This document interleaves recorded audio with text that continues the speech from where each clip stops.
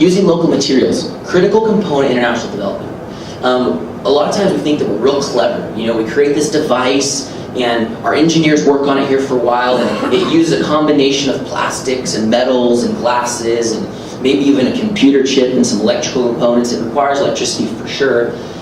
And then we've devised this awesome way to be able to filter water, or blank, or blank, or blank. I mean, fill in the blanks. We've got a million options there. We bring it out to the developing world. We say, we've invented this solution to be able to solve all of your problems. We bring in this piece of technology, we teach it to the community, they get it, they figure out how to be able to work it, we leave, it breaks. It needs maintenance, there's no repair parts. Other people want to be able to do the same thing, they can't replicate it at all. They can't, it's not scalable, they can't expand it, they can't track it. They're stuck with this device, which ultimately ends up rusting in the corner, and I've seen it a dozen times. I've seen farmers that were given tractors so they can plow their fields better, and what do you end up with? You end up with a giant piece of rust. It's like an enormous piece of rust. And it's not because they're stupid, they can't maintain it, because where do you buy oil for a tractor if you're in the middle of rural Kenya, you know? How do you be able to get a replacement tire? And how do you be able to know how to be able to do that? And you just don't. And so it's important that when we're working with communities to be able to make sure that whatever technology we're working with, we're doing our very best to be able to utilize local materials so that what we do, they can be able to do themselves and fix and repair and perpetuate. This right here is an awesome source of water filtration. It's incredibly resourceful. And it really just mimics the way that Earth filters water. Because our Earth actually does an awesome job of filtering water. You get water out of a spring, it's clean, it's real clean. It's so clean we put a label on the bottle and we sell it to people. So what this does, it actually uses basically a layer of sand, and you pass water through that sand. And the way that it's all set up, it creates a layer of water on top of that sand permanently. And that layer of water actually is an incubator for an algae. And the algae grows there, and when you pass water through it, the algae actually consumes a lot of the biological matter in the water. The sand is able to prevent many of the larger particulates from being able to go through, and the water that comes out is unbelievably clean. It's about 80 to 90% cleaner than the water that was put into it. And let's go back to the sanitation thing for a second. You've got thousands of people openly defecating the water on a daily basis, and you've got disgusting water. It's putrid. I mean, I bathe in that water, and I feel dirty every time I do it, let alone the concept of thinking about drinking it. And so, this is called a biosand filter. We are utilizing sand and gravel that we simply collect from the community. We're teaching communities members how to be able to make them. And even more importantly than that, how to be able to teach other people to make them.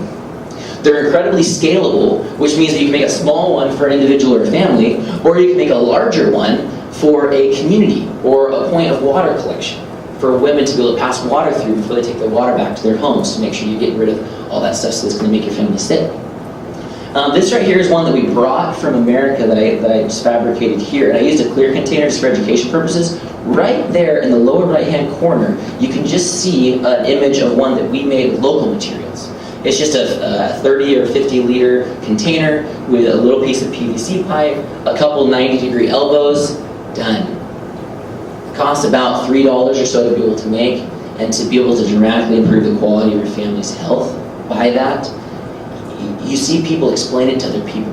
You see people start to make it their own. You see people start to teach other people about it. And this is something where you can go in and you can teach. You can walk away. You can come back 10 years from now and see it commonplace. I'm not saying it will or it won't be, and there's going to be some driving and some additional trainings and such behind it, but we're not paying for people to be able to build their own water filters. We're not giving them any money. We're not giving them any research. We're giving them nothing except for information ideas that we've been able to prove that they can utilize to be able to improve the quality of their lives, and all through local materials.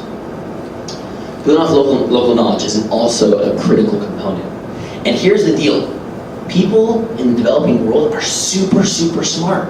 You got really, really smart people out there that got great ideas. They figured out a lot of things by themselves. They're extremely resourceful, and in some ways they're a lot smarter than us because they figured out how to be able to live and survive in circumstances that we would fall straight on our run and never be able to figure out how to survive in. So you've got incredibly resourceful people, and whenever we want to be able to work at an educational level or a workshop level or some type of training, we really want to understand where their knowledge is and build from there. Because if this is where their knowledge set is, and you start talking here, you're not making any progress at all, because nobody's getting what you're saying. And a lot of times we assume that people have background information they don't have. Now, if their knowledge is here, and you come in right here, all of a sudden, even though these people are poor, they're rolling their eyes at you, they don't care about what you're saying, and they're not coming back the next time you're going to talk because you didn't give them any valuable information that they didn't already know themselves. So our organization is involved in agricultural training workshops, really, really critical. We do things in soil fertility and irrigation, and to show local farmers how to be able to improve the quality of the yield that they have and the quality of their production.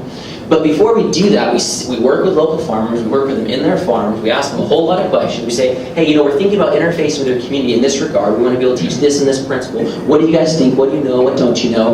We run it by the local farmers to be able to make sure that when we come in with the information, when our trainings start, we know exactly where we're starting from, and we know how the community is going to be able to engage and respond with that.